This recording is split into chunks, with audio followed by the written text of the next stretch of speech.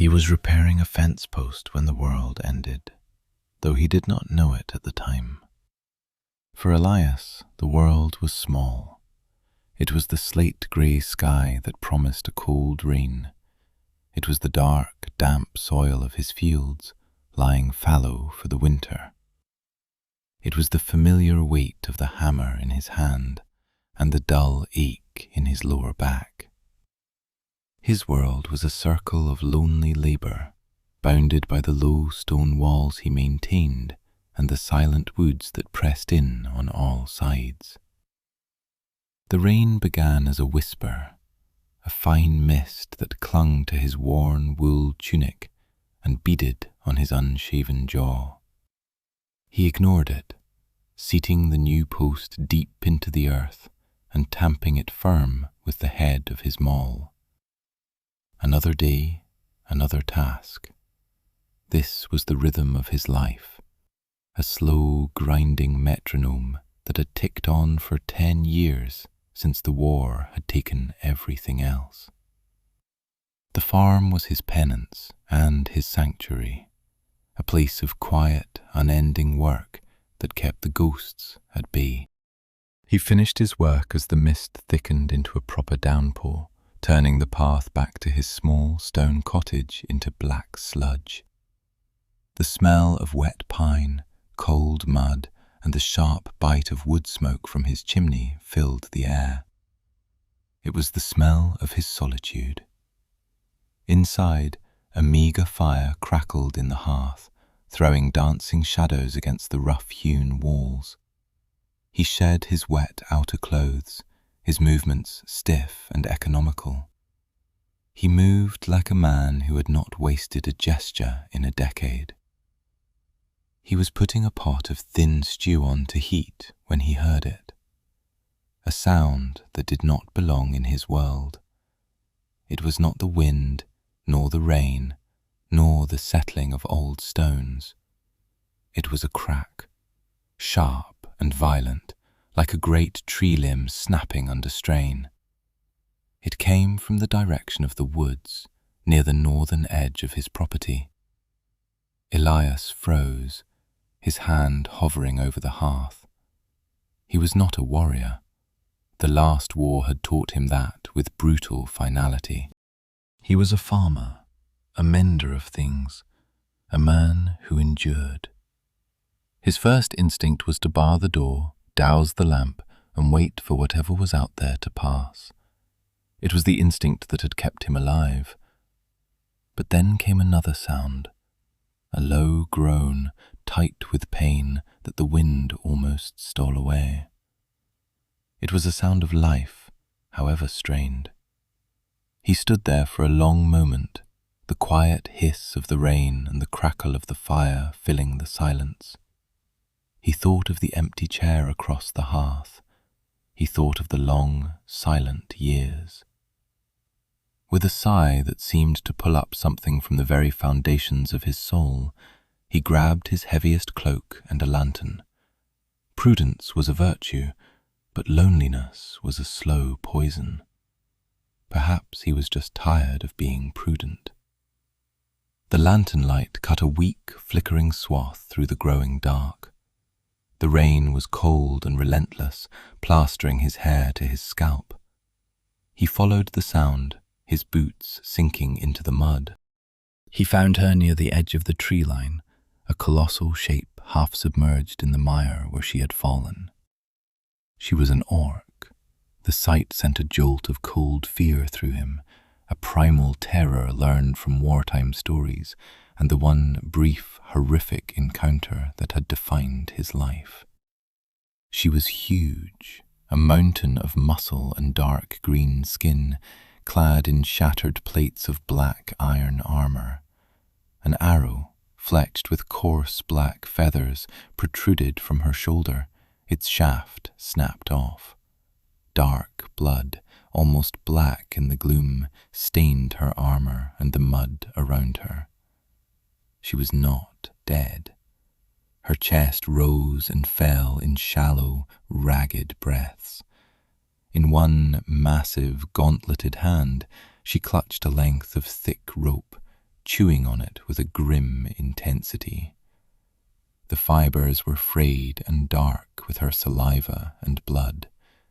She was biting down on it to numb the pain, to keep from crying out. The sight was strangely, horribly intimate. It was a glimpse into a will of pure, unyielding iron. He saw the tracks around her, churned into the mud. More orcs. At least 2 others, their prints deeper, heavier. They had been here. There had been a fight, and they were likely still close. Every instinct screamed at him to retreat, to go back to his cottage and pretend he had seen nothing. Let the woods take her. It was not his affair. He took a half step back, his boots squelching in the mud. The lantern light played across her face. Her eyes were closed, her brow furrowed in a mask of agony. Even in this state, her features were sharp and severe, a strong jaw, high cheekbones, and a mouth set in a permanent, defiant line. Tusk-like canines, smaller than a male's, but still formidable, pressed against her lip where it wasn't clamped on the rope. He was turning to leave when her eyes snapped open. They were not the blood-red pools of horror stories. They were a startling, intelligent amber, burning with a feverish light in the dark. They locked onto him, and in them he saw no plea for help. He saw only suspicion, defiance, and a terrifying, bottomless exhaustion. Her gaze was a physical weight. He stood frozen in that gaze, the rain dripping from his nose, the lantern shaking in his hand. He was a man of the earth, of quiet things. She was a creature of iron and violence, a living embodiment of the chaos that had shattered his old life. He should have run. He did not. Instead, he lowered the lantern, its light pooling around them. He looked at the crude arrow in her shoulder, the chewed rope, the grim set of her jaw. He saw not an orc, not an enemy, but a creature in its last extremity, holding on to life with its teeth. He took a slow step forward. Her eyes narrowed, and a low growl rumbled in her chest, a sound like grinding stones. Her free hand twitched, reaching instinctively for a heavy, notched axe that lay half buried in the mud beside her. "I am not going to hurt you," Elias said. His voice was rough from disuse, strange to his own ears. The orc did not relax. If anything, she grew more tense, coiling what little strength she had left. He stopped a few feet away, holding up his empty hands. The rain ran in rivulets down his face. "That shaft needs to come out," he said, his voice practical, as if he were discussing a blighted crop. "It will fester." She watched him, her amber eyes unblinking. She said nothing. The only sound was her ragged breathing and the steady drumming of the rain. He had made his choice. Right or wrong, it was made. He set the lantern down on a rock, its light making their small circle in the vast, wet dark feel both isolated and intensely focused. He approached her slowly, deliberately. When he was close enough to touch her, he knelt in the mud. The cold seeped instantly through the knees of his trousers. "This will hurt," he said simply. He reached for the broken shaft of the arrow. Her hand snapped up and locked around his wrist. Her grip was like an iron manacle, shockingly strong even in her wounded state. Her knuckles were white, her eyes blazing with a final, desperate warning. He could feel the tremor of pain and exhaustion that ran through her arm. She could break his wrist with a single contemptuous twist. He did not pull away. He met her gaze and held it. He let her feel the lack of threat in him, the steady, slow beat of his pulse against her fingers. He was a farmer. His hands were calloused and hard, but they were not the hands of a killer. "Go ahead," he whispered, his voice barely audible over the rain. "If you think it will help." For a long, stretched moment they remained like that, locked together in the dark. He saw a flicker of confusion in her eyes, a crack in the iron wall of her certainty. The world was a simple place of predators and prey, of the strong and the weak. A human showing kindness to a wounded orc with no apparent gain did not fit. It was a detail that did not compute. Slowly, agonizingly, her grip loosened. Her hand fell away, landing heavily in the mud. She slumped back, her head resting against the slick bark of a fallen log. She spat the mangled rope from her mouth. Her eyes closed. It was not surrender. It was the last of her strength giving out. He took that as permission. Getting her back to the cottage was a nightmare. She was impossibly heavy, a dead weight of muscle and armor. He couldn't carry her. He ended up rigging a crude travois from fallen branches and his own belt, dragging her through the sucking mud, one agonizing foot at a time. Every jolt drew a pained hiss from her lips, but she made no other sound. He hauled and slipped and cursed under his breath, his own body screaming with a strain it had not known in years. By the time he got her through the door of his cottage, he was soaked to the bone, covered in mud and trembling with exhaustion. He dragged her close to the hearth, the travois scraping loudly on the stone floor. The firelight flickered over her, revealing the true extent of the damage. Her armor was dented and rent in a dozen places. A deep gash ran along her thigh, crudely bound with a strip of leather. He barred the door, the heavy wooden beam sliding into place with a familiar, solid thud.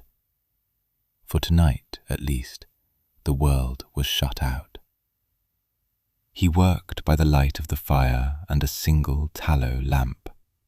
First, the armor. It was a complex puzzle of leather straps and iron buckles he did not understand. Many were broken.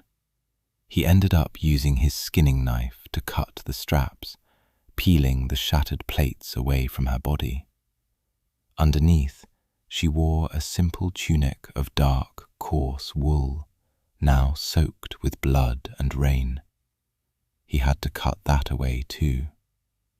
Her skin was a deep olive green, scarred in a dozen places from old battles. Her muscles were corded and dense, built for a life of violence he could barely imagine. He tried not to stare, focusing on the wounds. He was a mender. This was just another broken thing that needed fixing.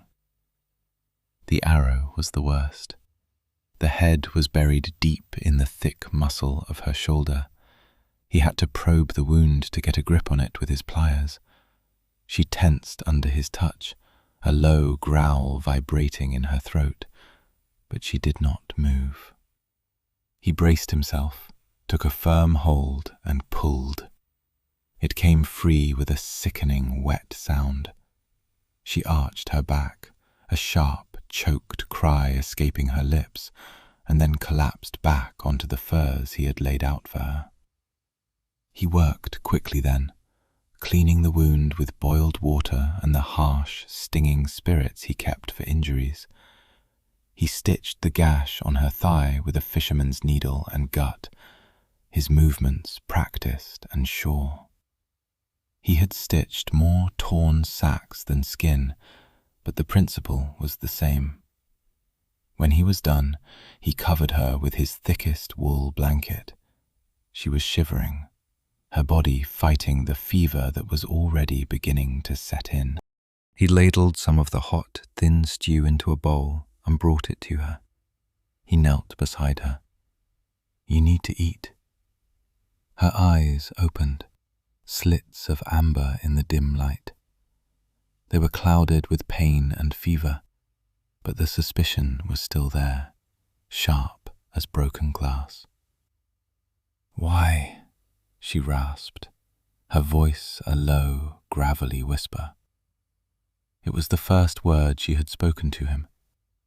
Elias considered the question. Why was he doing this? He could have left her to die in the woods. He could have put her out of her misery. Bringing her here had endangered him, destroyed the quiet sanctity of his solitude. He looked at the barred door, at the sleeping world outside, and at the wounded giant lying on his floor. "You were bleeding in my field," he said, as if that explained everything. He held the bowl out. "Eat." She stared at the bowl, then back at him. He saw the struggle in her face. To accept help was to admit weakness. To trust him was to risk betrayal. For a warrior of her kind, both were a form of death. But the smell of the hot food, however meager, was a powerful argument. Her body, pushed beyond its limits, was making demands her pride could not deny. With a grunt of effort, she pushed herself up onto one elbow. She took the bowl from him, her large hands dwarfing it. She drank the broth in slow, deliberate swallows, her eyes never leaving his face. She was watching him, testing him, waiting for the other shoe to drop, waiting for the price. When she finished, she held the empty bowl out to him. He took it without a word and set it aside. She sank back down onto the furs, her breath evening out. The warmth of the fire and the food in her belly were pulling her toward a sleep she had likely denied herself for days. "What is the price?" she murmured, her voice thick with impending sleep. Elias was banking the fire, preparing for the night. He paused, his back to her. "The price? No one gives without taking." He thought about that. It was the law of the world he had known before this one, the world of men and nations and wars. It was probably the law of her world, too. He poked the embers, sending a shower of sparks up the chimney. "Get well," he said quietly, "and then get out of my house. That's the price." He did not hear a reply. When he turned, she was asleep. Her face, finally relaxed from its mask of pain and defiance, looked younger, almost peaceful. The firelight softened the hard lines of her features. Elias sat in his lone chair, watching her. The storm raged outside, but inside his small stone house there was a strange, new quiet. It was not the empty silence of solitude. It was the quiet of a shared space, the silence of another living, breathing soul. It was a quiet he had not known in a very long time, and it terrified him. The next few days passed in a tense, silent routine. Elias would wake before dawn, start the fire, and check on his unwilling guest. Her fever had broken on the second day, but she remained weak. He would leave a bowl of broth and a piece of bread by her side before he went out to do his chores. When he returned, the food would be gone. She rarely spoke. She watched him. Always she watched him. Her amber eyes followed his every move as he mended his tools, salted meat for the winter, or simply sat by the fire, staring into the flames. Her gaze was unnerving, analytical. He felt like a specimen under glass, a strange creature whose motivations were a puzzle to be solved. He, in turn, learned the topography of her silence. He learned the difference between the tense, wary silence that meant she was in pain and the quiet, observant silence that meant she was measuring him. He learned to read the subtle shifts in her posture, the slight narrowing of her eyes, the almost imperceptible tightening of her jaw. They communicated in a language of gestures and shared space, a dialect of quiet necessity. On the fourth day, he came inside from splitting wood to find her sitting up, her back against the wall. She had taken one of his whetstones and was sharpening the heavy, notched axe she had carried. The axe he had retrieved from the mud for her. The sound of the stone whispering against the steel was rhythmic, meditative. It was the first thing she had done that was not simply about survival. It was an act of maintenance, an act of purpose. She did not look up as he entered. She continued the long, smooth strokes, her movements economical and precise, despite the heavy bandages on her shoulder and thigh. The edge of the blade began to gleam in the firelight. He said nothing, simply went about his business, adding wood to the fire. The shared silence felt different now. It was filled not with tension, but with the sound of her work. It was a companionable sound. The next morning, he awoke to a strange sight. She was on her feet, leaning heavily against the wall for support, but upright. She had taken his felling axe and was testing its balance. Her expression was one of professional disdain. "The haft is poorly weighted," she stated. It was not a criticism, it was a simple declaration of fact. Elias grunted, pulling on his boots. "It's a tool, not a weapon." "Every tool is a weapon," she countered, her voice still rough. She set the axe down. "The wood you have stacked is green. It will smoke." He looked at the small pile of wood he had brought in the night before.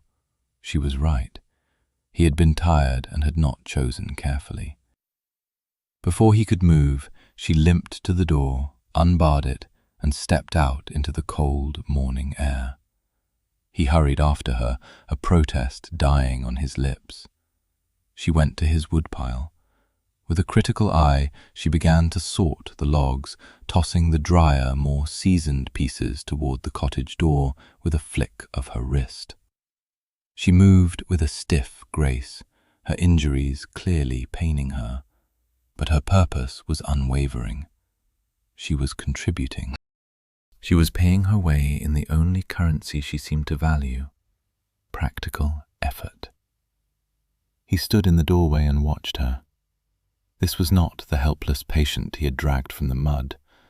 This was someone accustomed to command, to assessing a situation and immediately acting to improve it. He had offered her sanctuary. She was now optimizing it. The fragile thaw continued in these small, unspoken ways. He would come in from the fields to find his dullest knives sharpened to a razor's edge. She would wake in the morning to find a fresh dressing and a salve for her wounds laid out beside her. One evening he fell asleep in his chair, exhausted from a day of clearing a fallen tree. He woke hours later, stiff and cold, to find her heavy fur cloak draped over him. It smelled of her, a scent of leather, iron, and a faint wild musk. He sat there for a long time, wrapped in its unfamiliar warmth, feeling a crack form in the icy wall around his own heart. They began to talk in clipped, functional sentences. She asked about his crops, the rotation, the yield. Her questions were intelligent, focused. She seemed to understand the logistics of survival in a way he had not expected. He, in turn, asked about her armor. "It's poorly made," he said one evening, holding up one of the shattered plates. He had been trying to hammer it back into shape at his small forge. "The steel is brittle, too much carbon." She looked at the piece, then at him. A flicker of something, surprise perhaps, crossed her face. "You know metal?" "My father was a blacksmith," Elias said, his voice quiet. "Before he was a farmer. He taught me." He ran a thumb over the flawed steel. "I could do better." It was not a boast. It was a statement of fact, much like her own about his axe. She took the plate from him, examining his repair work. He had managed to beat the worst of the dent out, but the metal was still weak. "Our forges are built for volume," she said, a hint of something defensive in her tone. "For war." "Quantity has a quality all its own," he murmured, quoting an old saying. "But a single good plate is better than 10 bad ones when a blade comes for your heart." Her eyes met his across the fire. "You have seen war." Again, a statement, not a question. "Enough," he said, and the single word was heavy with a history he did not want to revisit. He turned the conversation back to safer, more practical matters. "Your stitching is coming loose," he said, nodding toward her thigh. "You've been moving too much." "It is weak. The gut is old. I need to restitch it." She simply nodded and began to unwind the bandage herself, her movements businesslike, without a trace of modesty. To her, it was simply a wound that needed tending, a piece of equipment that needed maintenance. He worked in silence, his fingers deft and sure as he replaced the old stitches with new, stronger ones. Her skin was warm under his hands. He tried to focus only on the task, on the mechanics of needle and thread, but he was acutely aware of her stillness, of the quiet sound of her breathing. It was an intimacy born of pure necessity, more profound than any he had ever known. When he was done, she did not thank him. She simply met his eyes and gave a short, sharp nod. It was enough. It was more than enough. That night, he lay on his simple cot, listening to her steady breathing from the other side of the hearth. The house no longer felt empty. It felt occupied. He had brought a storm into his quiet life, a piece of the violent world he had tried so hard to escape. But as he drifted off to sleep, he found he was not as afraid as he thought he should be. The silence was still there, but it was no longer lonely. The first sign of trouble was a carving on a fence post at the far end of his western field. It was a jagged, stylized eye, gouged deep into the wood with the point of a dagger. Elias found it while checking his snares. He had seen the mark before, on the shields of orc raiders during the war. It was a clan sigil. But this was different. It was not a banner of conquest. It was a hunter's mark. He ran his thumb over the rough edges. It was fresh, made within the last day. His blood ran cold. They had not given up. They were scouting, circling, closing a net.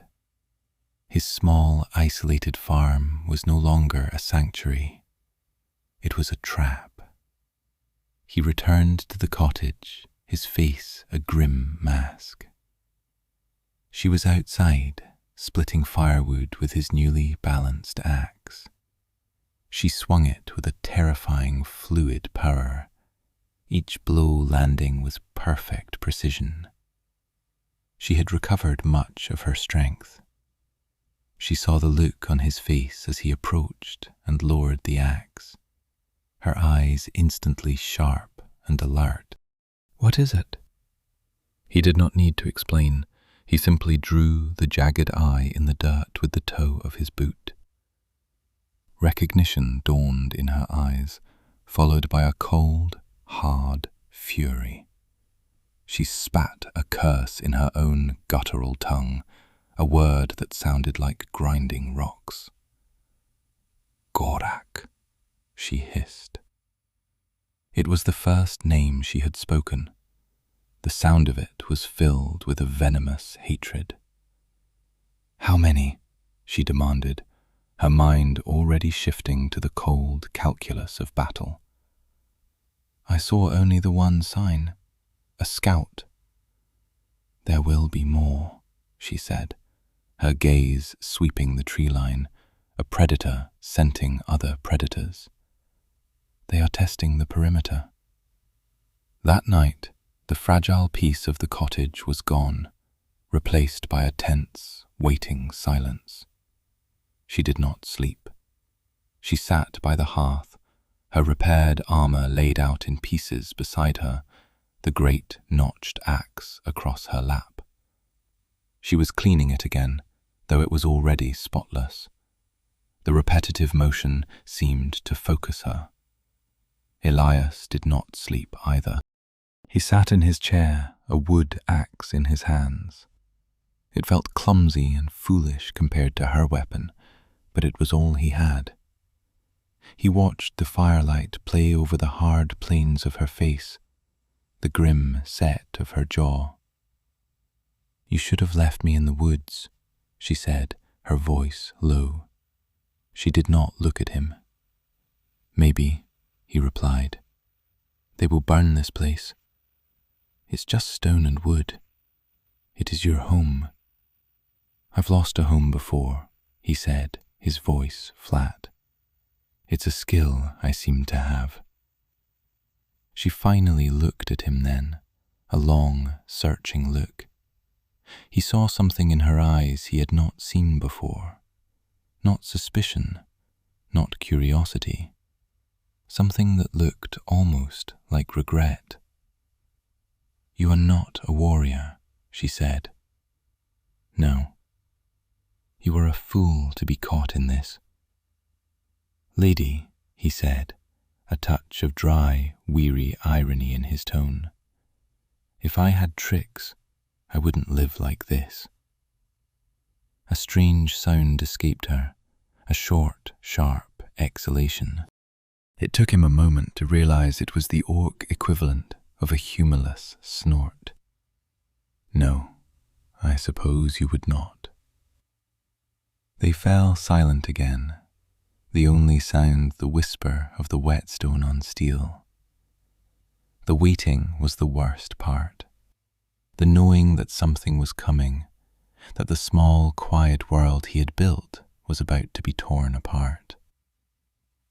The attack came 2 days later, just after dawn. There were 3 of them. They came out of the woods not with a roar, but with a silent, predatory confidence. They were large males, bigger than she was, clad in the same black iron and carrying heavy, cruel-looking blades. They spread out, forming a loose semicircle, their eyes fixed on the cottage. She had been watching, waiting. She was already outside, standing before the door as if she were a part of the stone wall. She held her axe in a low, ready grip. "This is my fight," she said to Elias, who stood in the doorway behind her. "Stay inside." "They'll flank you," he said, his eyes on the one to the right, who was already beginning to circle toward the side of the house. "The ground is soft by the well. He'll get bogged down." She flickered a glance at him, a brief nod of acknowledgement. He knew the land. That was his weapon. The leader, a hulking brute with a jagged scar across his face, sneered, showing yellowed tusks. "Zargana," he growled. "Gorak grows impatient. He wants his prize. Come now, and he may let you live to serve him." Zargana. The name hung in the air. "I serve no one," she replied, her voice a low, dangerous rumble. The scarred orc's eyes flicked past her to Elias, who was still standing in the doorway. A look of contemptuous dismissal crossed his face. "You hide behind a human farmer? Have you fallen so low?" "He is more of a man than you will ever be," Zargana said, and the quiet conviction in her voice startled Elias. The orc laughed, a harsh, ugly sound. "Then he will die with you." He gave a sharp command, and the three of them charged. What happened next was a whirlwind of brutal violence. Zargana met the leader's charge head-on, her axe swinging in a gleaming arc. The clang of steel on steel was deafening. She was faster than he was, her movements a blur of controlled fury. She used her smaller size to her advantage, slipping under his clumsy swings, her own axe darting in to find the gaps in his armor. The second orc charged straight for the door, for Elias. He was the weak point. Elias braced himself, his knuckles white on the haft of his wood axe. But as the orc thundered past the side of the house, his foot sank deep into the muddy patch by the well, just as Elias had predicted. He stumbled, roaring in frustration. That stumble was all Zargana needed. She disengaged from the leader with a powerful shove, spun, and threw her axe. It flew end over end, a perfect, deadly spiral, and buried itself in the back of the stumbling orc's neck. He went down without a sound. The third orc, seeing his chance, lunged at her unprotected back. "Behind you!" Elias yelled. She was already moving, dropping to one knee and pulling a long, wicked-looking knife from her boot. She did not even look. She stabbed backward, a blind upward thrust. The orc ran himself onto the blade, impaling himself with his own momentum. He gave a choked gasp and crumpled to the ground, the knife buried to the hilt in his gut. Now it was just the leader. He stared in shock at his two fallen comrades, then at Zargana, who was rising to her feet, unarmed but for the knife she would have to retrieve. His shock turned to rage. He raised his heavy blade to finish her. Elias acted without thinking. He was not a warrior, but he had thrown 1,000 rocks at crows and foxes. He grabbed a stone from the cottage wall about the size of his fist. He hurled it with all his strength. The stone caught the orc leader square in the temple. It wasn't enough to kill him, but it stunned him. His head snapped to the side, and he staggered, his attack faltering. In that instant, Zargana was on him. She closed the distance in 2 quick strides, retrieved her knife from the fallen orc, and drove it deep into the leader's throat, just below the jawline. He gurgled, his eyes wide with surprise, and collapsed like a felled tree. Silence descended, broken only by the wind and the harsh, ragged sound of Zargana's breathing. The fight had lasted less than a minute. She stood over the bodies, her chest heaving. She looked at the carnage, then at Elias, who was still standing in the doorway, the stone he had thrown lying in the mud. Her expression was unreadable. "That was the first wave," she said, her voice strained.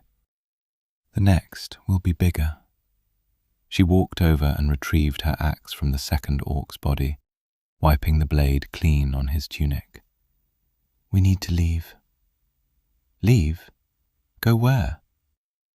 "Away from here," she said, gesturing to the bodies. "They know where I am. They know I am with you."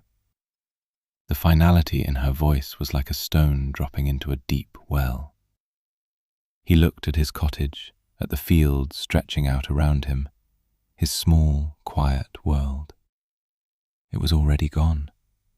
The blood soaking into the dirt had poisoned it forever. "No," he said, and the word surprised him. She turned to him, her brow furrowed. "No? This is my land," he said, a stubbornness he did not know he possessed rising in him. "I will not be hunted off it." "You will die," she said bluntly. "I've been dying for 10 years, he replied, his voice quiet but firm. Slowly. Here, I will die quickly. There's a difference. He looked at the cottage, at the dead orcs. This is a defensible position, if you know how to use it. She studied him, a new light in her amber eyes. He was not just a mender, a kind fool. He was a creature of this land, as rooted as the old stones of his house. And he was not afraid. Or rather, he was afraid, but he was standing his ground anyway. "Then stand," she said, a hint of respect in her tone. "But the next wave will be a flood." They dragged the bodies into the woods, hiding them as best they could. It would not fool anyone for long, but it would buy them time.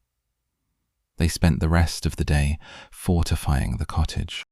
Elias, using his farmer's ingenuity, dug pits and set simple snares on the main approaches. Zargana, with her warrior's eye, pointed out kill zones and blind spots.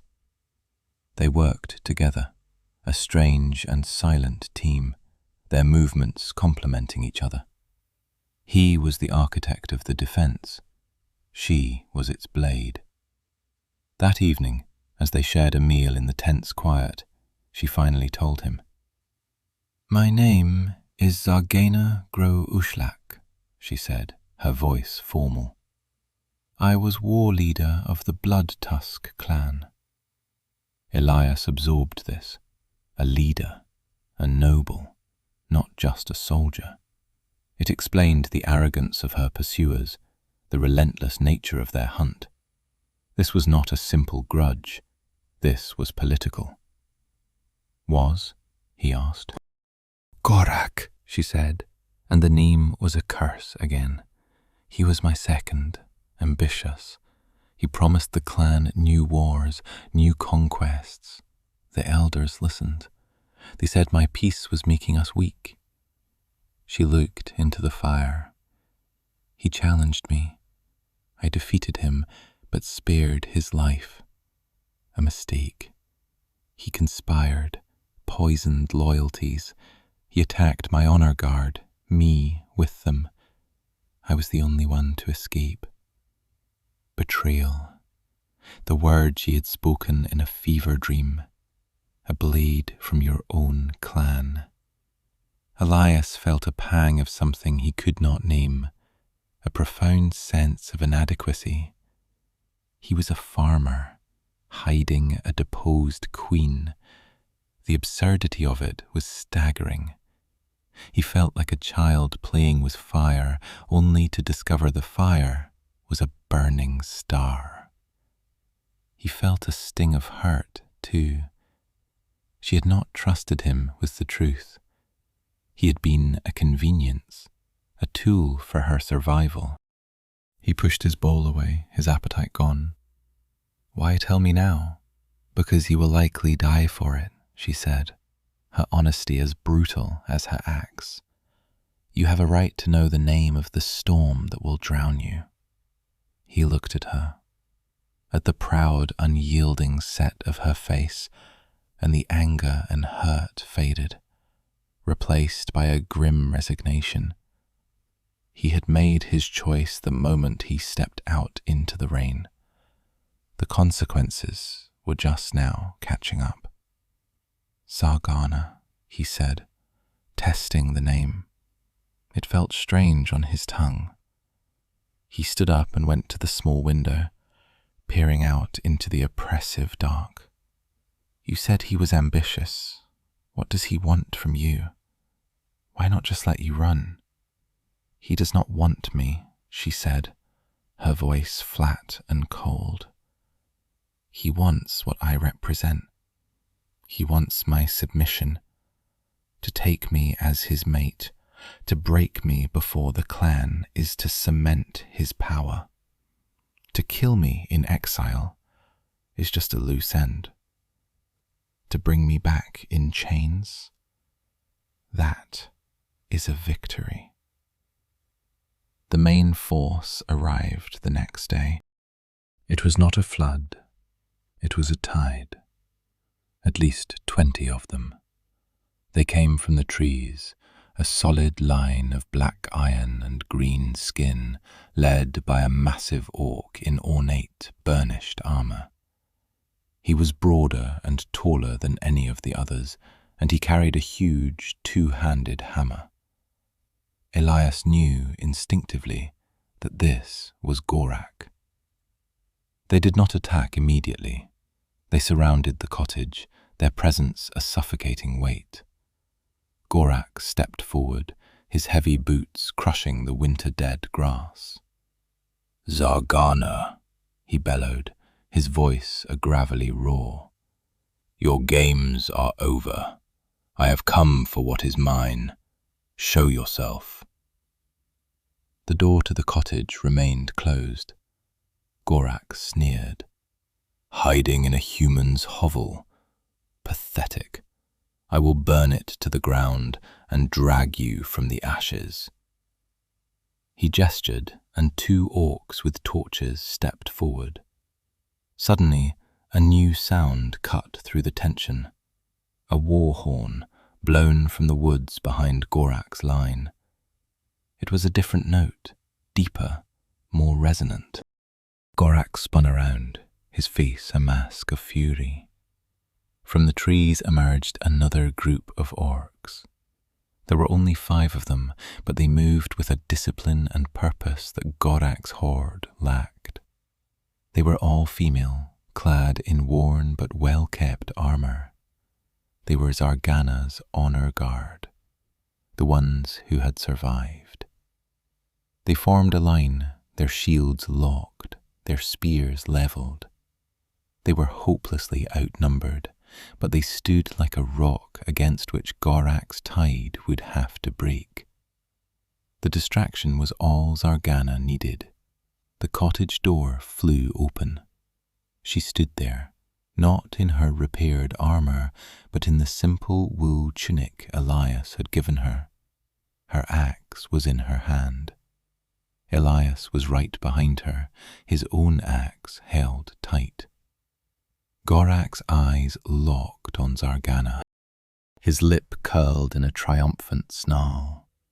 "So, the little mouse comes out to fight." His gaze slid to Elias, and his eyes widened in disbelief, then narrowed in contempt. "And you bring your pet farmer with you? Does he fetch your slippers too?" The other orcs laughed. The sound was ugly and cruel. Elias felt a hot flush of shame and anger. He was nothing to them, a joke, an insect to be crushed underfoot. But Zargana's voice cut across the clearing like iron breaking. "This man," she said, her voice ringing with a power that silenced the laughter, "is Elias. He is a farmer, and a blacksmith, and a healer." She took a step forward, placing herself slightly in front of Elias, a shield of flesh and will. "He found me broken and bleeding, and he did not see a prize or a trophy. He saw a life worth saving. He has shown more honor in a handful of days than you have shown in your entire treacherous life, Gorak." She turned her head, her amber eyes finding his. In that moment, amidst the rings of hostile steel, he felt seen, truly seen, for the first time in a decade. Not as a broken remnant of the war, not as a lonely farmer, but as himself. "Elias of this land," she declared, her voice carrying to every orc in the clearing, friend and foe alike. "When I retake my place, I will take you as my mate. You will stand beside me, and your forge will arm my clan, and your house will be my house." A stunned silence fell over the clearing. Gorak stared, his jaw slack. Her own warriors looked shocked. It was an unprecedented declaration. To not only offer a human a place, but to offer him the highest place as her consort was a direct defiance of every tradition she was supposed to uphold. Gorak's shock quickly curdled back into rage. "You would defile our bloodline with this thing? You are mad. I will kill him first and make you watch." He raised his hammer and roared the command to charge. The world erupted into chaos. Gorak's horde surged forward. Zargana's loyalists met them with a crash of shields. Elias and Zargana stood their ground at the door of the cottage. The first orc to reach them fell to Zargana's axe. The second stumbled into one of Elias's hidden pits. A cry of surprise cut short as a sharpened stake found him. Elias was not a warrior, but he was a survivor. He did not fight like them. He used the terrain he knew, the tools he had. He swung his axe not at armor, but at knees and ankles. He threw dirt to blind. He was a piece of the landscape, an obstacle, a nuisance that slowed them, distracted them, and created openings for Zargana's deadly grace. The cottage burned. A torch found the thatched roof, and it went up with a roar. Smoke and embers filled the air. The heat was intense. Elias felt a profound, aching loss as he saw the home that had sheltered his loneliness for so long be consumed by flame. It was the funeral pyre of his old life. In the swirling chaos of the battle, Zargana was a whirlwind of destruction. She moved with a deadly purpose, her axe a blur. But there were too many. Her loyalists were being pushed back, overwhelmed by sheer numbers.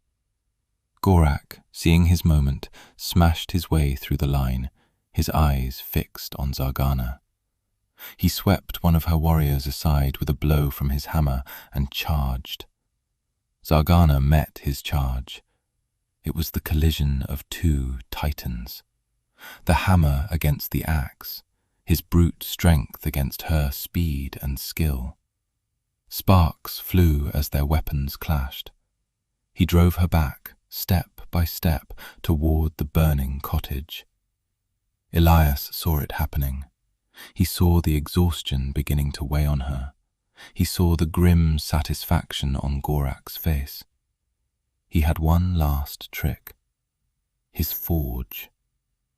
Inside the now burning cottage was the quenching trough, filled with black, foul-smelling oil. He scrambled back inside, the heat scorching his face. He grabbed the heavy bucket of oil, his muscles straining. He staggered back to the doorway, coughing in the thick smoke. Gorak had Zargana on the defensive, her axe barely deflecting the crushing blows of his hammer. Elias heaved the bucket. The oil arced through the air and splashed across Gorak, drenching his front from chest to knees. For a second, the big orc just stood there, dripping and confused. Then an ember from the burning roof landed on his chest. He went up like a torch. Gorak screamed, a high, terrible sound of pure agony, and dropped his hammer. He clawed at his own body, stumbling around blindly as the oil-fed flames consumed him. His own men fell back in horror. The tide of the battle stopped. All eyes were on the screaming, burning figure of their leader. Zargana used the moment. With a fierce battle cry, she and her remaining warriors charged, cutting a bloody path through the disorganized and demoralized horde. The attackers, their leader gone, their will broken, faltered, then fled, melting back into the woods they had come from. Silence fell once more, broken only by the crackle of the burning cottage and the dying screams of Gorak. Zargana stood in the center of the yard, leaning on her axe, her body bruised and bleeding. Her 4 remaining loyalists gathered around her. They were all wounded, but alive. She looked at the smoking ruin of Elias's home. Then she looked at him. He was covered in soot, his tunic singed, his face grim. "You have lost your home because of me," she said, her voice heavy. "I told you," he said, his voice raspy from the smoke. "It's just stone and wood." She walked toward him, her movements stiff. She stopped in front of him, so close he could feel the heat coming off her. "My offer stands," she said, her voice low for him alone. "I will protect you. You will have a place of honor." Elias looked at her, at the fierce pride in her eyes, and at the smoking ruins behind him. He had been offered a safe harbor, a place behind her shield, but that was not what he wanted. He had spent 10 years hiding. He was done hiding. "No," he said. The hope in her eyes flickered, replaced by confusion and a flash of hurt. "No? Not under your protection," he clarified, his voice gaining a strength he didn't know it had. "Not as something to be kept safe." He met her gaze, and for the first time, he felt like her equal. "I will stand beside you, or not at all." A slow smile spread across her face. It was the first time he had ever seen her truly smile. It transformed her harsh features into something breathtaking. "Then stand," she said. They left that day. There was nothing left for them there but ashes and ghosts. Zargana and her small band of loyalists, and the human farmer who walked beside their new war leader. They walked away from the smoking ruin of his past, and toward an uncertain, dangerous future. Their journey took them to a hidden stronghold, a fortress carved into a remote mountain pass. It was the rallying point for those still loyal to Zargana. When they arrived, the sight of Elias walking at her side sent ripples of shock and disapproval through the assembled orc warriors. He was small, soft, and human. He was an outsider, a weakness. They looked at him with suspicion and open contempt. Zargana silenced them with a single, cold glare. "This is Elias," she announced to the grim-faced assembly. "He stands with me. His word is my word. Anyone who challenges him answers to me." But respect was not something that could be commanded. It had to be earned. In the weeks that followed, Elias was an island in a sea of green-skinned hostility. He was given a small, cold corner near the forges and largely ignored. He did not complain. He did not try to win them over with words. He worked. He went to the clan's forge, a smoky, chaotic place, and watched. He saw their smiths working with a brute, inefficient force, their tools clumsy, their steel flawed. Just as he had seen in Zargana's armor. The next day, he began. He built his own small hearth, a more efficient design that burned hotter with less fuel. He crafted a new set of tongs, balanced and precise. He redesigned the bellows for a more consistent airflow. The orc smiths watched him with scorn, muttering about the human and his strange toys. Then he began to work metal. He took their scrap, their failed castings, and began to forge. He did not make a weapon. He made a perfect set of farmer's shears, a spade head that was both light and impossibly strong, and a set of chisels so hard they could bite into solid rock. His movements were a quiet rhythm of fire, hammer, and steel, a stark contrast to the clanging chaos around him. One of Zargana's lieutenants, a stern warrior named Grasha, came to inspect his work. She picked up the spade head, her expression skeptical. "A farmer's tool," she grunted. "Try to break it," Elias said quietly. Grasha sneered and slammed the spade against a stone anvil with all her might. The anvil rang like a bell. The spade did not have a scratch on it.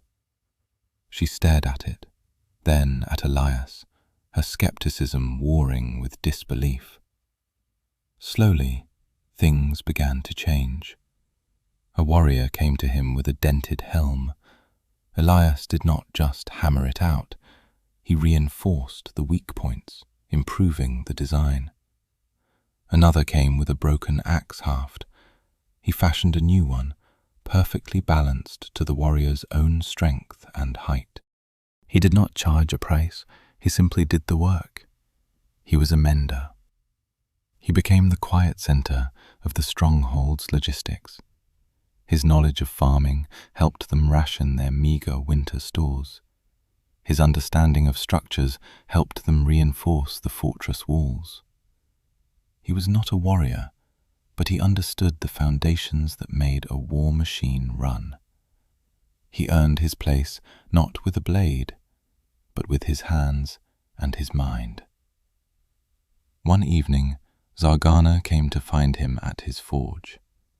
She was preparing to lead a raid on one of Gorak's supply lines, a risky but necessary move to reclaim her authority. She was wearing her armor, the pieces he had painstakingly repaired and improved. It fit her perfectly now, stronger and lighter than before. He moved to help her with the final buckle on her pauldron, a complex piece near her neck.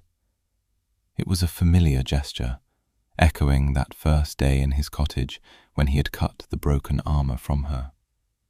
But now there was no tension, no suspicion. His hands were steady, and her stillness was one of trust, not wariness. As his fingers brushed against her skin, she did not flinch. She simply watched his face in the firelight.